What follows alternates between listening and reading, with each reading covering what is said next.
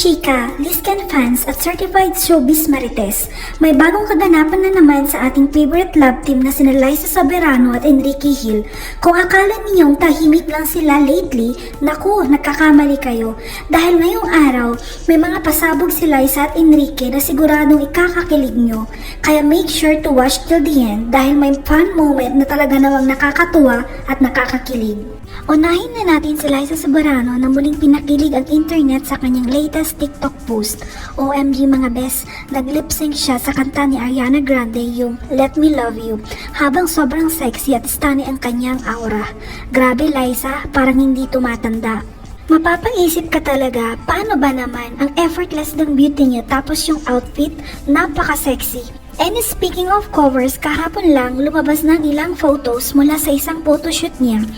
And mga sis, hindi kami makaget over.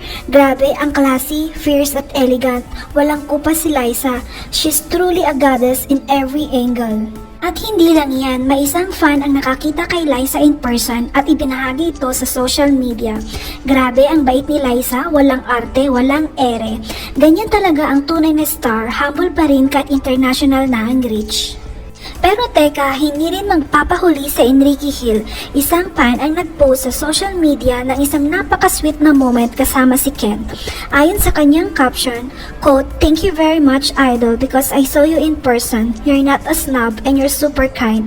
Hashtag #IROL Enrique Hill."